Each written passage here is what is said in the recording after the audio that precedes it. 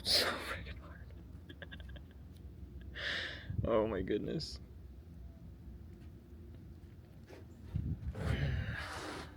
I didn't know it was going to be this hard. I don't know if I was going to start. Now that I'm committed, I got to finish, but jeez. Come on now. Keep it together. It's so easy to interview everybody else until you get a camera pointed right back at your face and you tell your story to the world.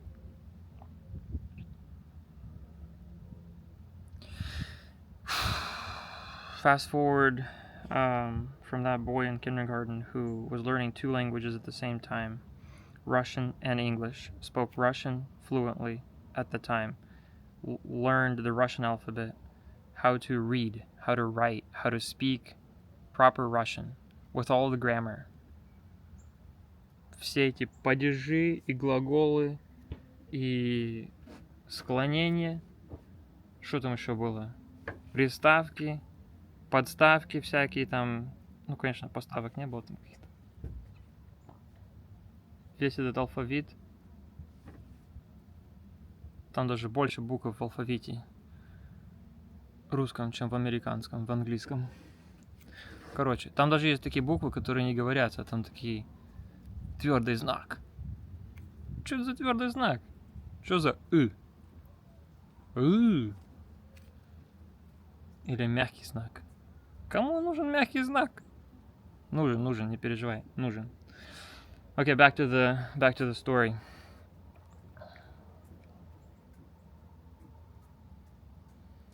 Back to the story. Look, growing up, my parents really loved me, and they would do anything to make sure that I and my siblings got what we needed. And they went out of their way to sacrifice everything, and I mean everything, to move across the globe so that their children would have a better future. I owe my life to them. So, Mom and Dad, I love you. И посвящаю вам этот влог. Не знаю, как по-русски сказать. Yeah. Let's see. Learning 2 languages at the same time. Oh man, Russian school Monday nights was hell. Tears and the whole works. Because, man, can you imagine being, I don't know, a kid that wants to go play on a Monday night after school? You had to go and do your Russian school homework and learn all these crazy letters that look like freaking alphabet soup. And then you're getting all screwed up and mixed up and confused because you're learning 2 languages at the same time. And Russian has some quirks about it. Like, why the heck is дверь, door, она моя? Why is a door female? Or stolp. Stolp is like this post, right? Stolp. Stolp, on мой. So that means this is a male stolp.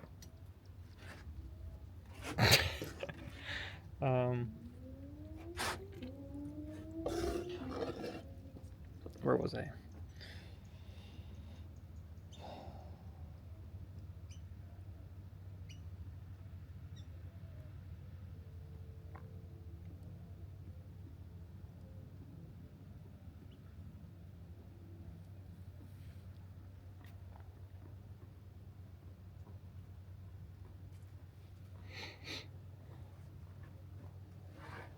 Look, I loved school.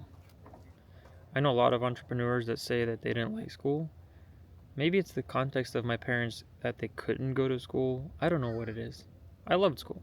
I loved learning. I loved researching. I loved figuring out how things worked, what made things tick, whether it's a logic, things like math that you can't physically touch or they're not tangible, but they're concepts. And I went deep in math. I mean, I got a mechanical engineering degree, and to do that, I needed to go through basically all the hard math classes that everybody avoided, from geometry to algebra to trigonometry to what are all the geometries that I took? Calculus, um, linear algebra, differential equations. That was probably my favorite. Differential equations was super cool. Calculus was a lot of fun. All four quarters was a lot of fun.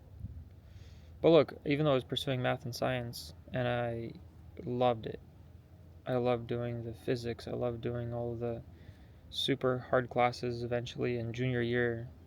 I believe the junior year in the American college system is probably the hardest, because when I was at the University of Washington State University, um, yeah, junior year was, I've got to say, the hardest. Maybe it's also because I got married between sophomore and junior year,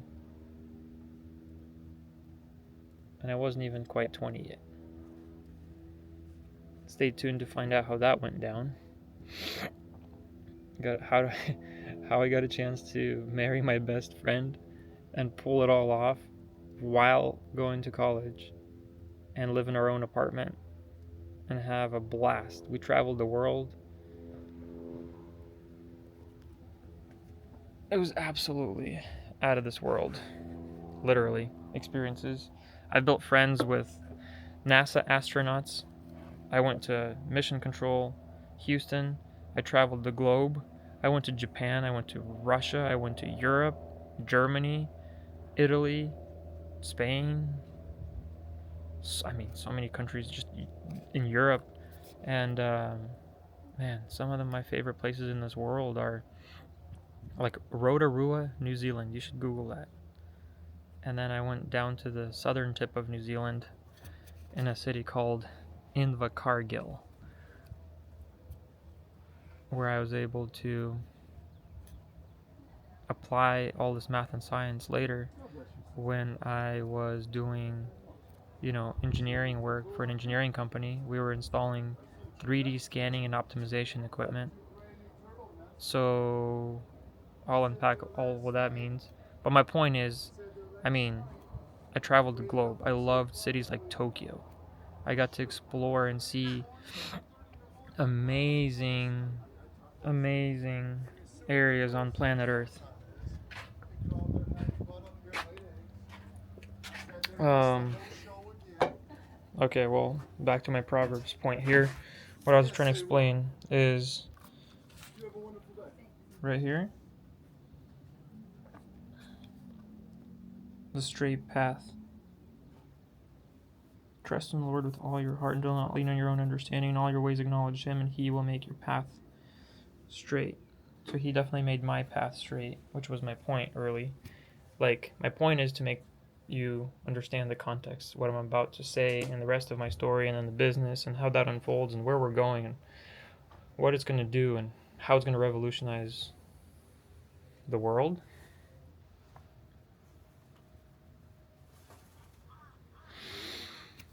Started with some kid who comes from a little city on the other side of the globe. Anyways, again, loved math and science, went to school, loved learning. Eventually, I get into the university, and as I was, well, let me get back up a little bit. As I was finishing up high school with, you'd probably call her a girlfriend in today's language, which is my wife today now. But I had the opportunity to go to a program called Running Start, which allowed me to basically go to the community college for junior, senior year of the high school system, and it was paid for by the state, and so I was able to get college credits and start pursuing my education. And you see, because I'm the oldest out of 5 of us brothers,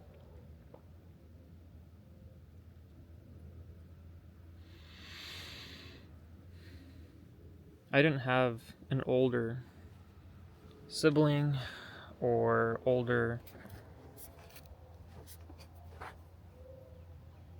role model, really, that I could follow in the States. So I had to blaze my own path. And I could not set the bar high.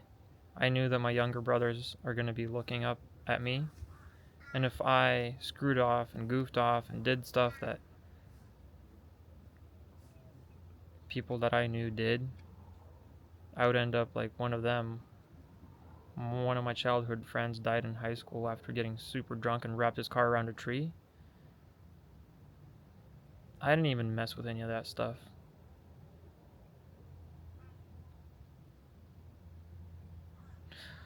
You know, um, many people have these crazy life stories and these testimonies that they share where they did all these drugs and committed all this crime, and then like they had their Jesus moment.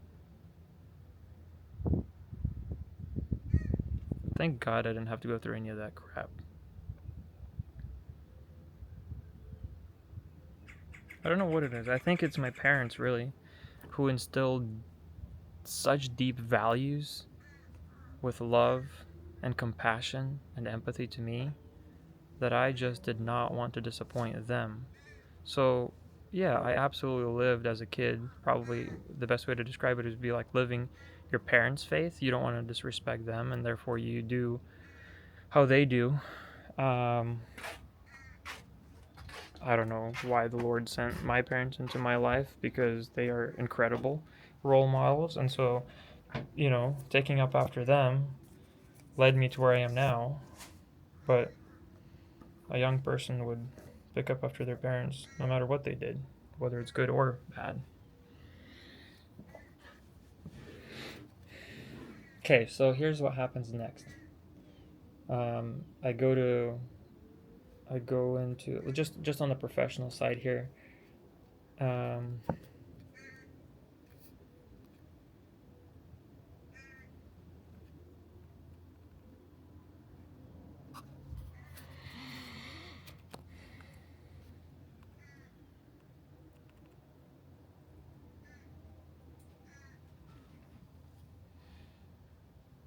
hmm. Yeah, so I'm growing up in the Pacific Northwest, which is absolutely gorgeous, beautiful, stunning, has so much beauty and nature and trees and uh, forests and mountains and volcanoes. I grew up kind of near Mount St. Helens, and what an incredible place on planet Earth. Oh man, I'll have to definitely unpack that in a future piece of content.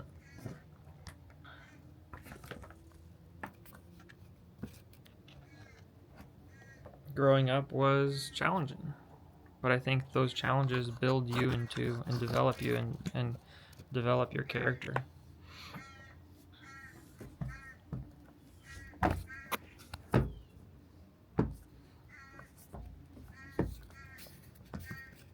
I'm gonna plug a camera in here so it charges while I'm talking. Hopefully you can see me.